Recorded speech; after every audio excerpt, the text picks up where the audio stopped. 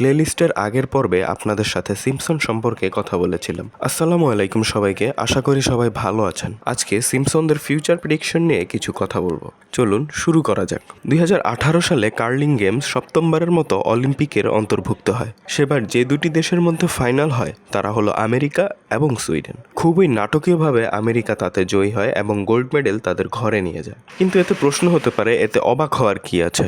অবাক হওয়ার কারণ হলো সিম্পসন 2010 সালে তাদের 21তম সিজনে বয় মিটস কার্ল নামক এপিসোডে ঠিক এই জিনিসটিই দেখানো হয়। আমেরিকা কোরিয়ায় হওয়া কার্লিং গেমে সুইডেনের সাথে প্রতিযোগিতা করে গোল্ড মেডেল বিজয়ী হয়। আপনাদের কি ইবোলা ভাইরাসের কথা মনে আছে?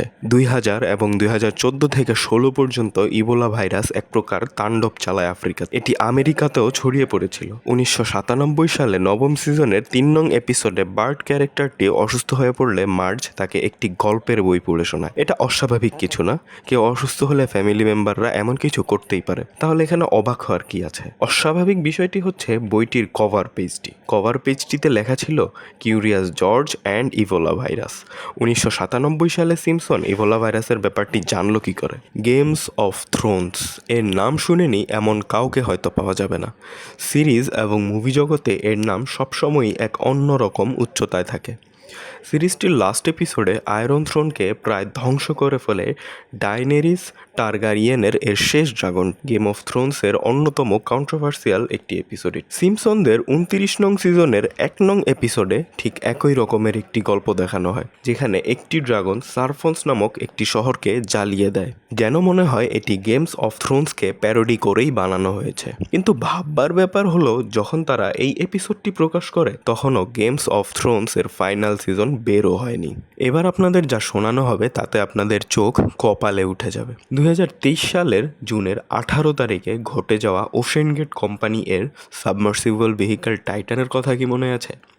এটি সেই সাবমেরিনটাই যেটা 5 জন যাত্রী নিয়ে সমুদ্রের নিচে ডুব দেয় টাইটানিক শিপটি দেখবে বলে।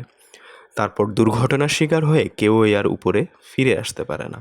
2006 সালের 17 নম্বর সিজনের 10 নং এপিসোডে হোমার তার বাবার সাথে সমুদ্রে ডুবে যাওয়া একটি জাহাজকে দেখতে যায়। সেখানে তারাও দুর্ঘটনার শিকার হয়। এটা কি মিলে যাচ্ছে না কিছুদিন আগের ঘটে যাওয়া সেই ঘটনার সাথে? ডোনাল্ড ট্রাম্প আমেরিকার 45তম প্রেসিডেন্ট। এনাকে নিয়ে আলোচনা সমালোচনার শেষ নেই। 2017 সাল থেকে ওনার প্রেসিডেন্ট হিসেবে হোয়াইট হাউসের যাত্রা শুরু হয়, যা কিনা 2021 সাল পর্যন্ত চলে।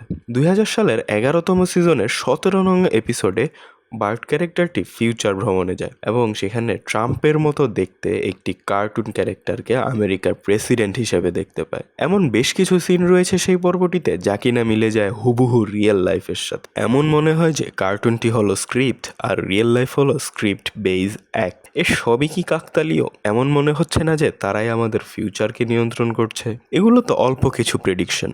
সিম্পসন এছাড়াও আরও অনেক ছোট বড় প্রেডিকশন করে, যার ম্যাক্সিমামই কিন্তু সত্য হয়। তার সব হয়তো এক ভিডিওতে বলা পসিবল নয়। এমন যদি আরও ভিডিও চান তাহলে আমাদের কমেন্ট বক্সে জানান, আমরা চেষ্টা করব। See you in another video.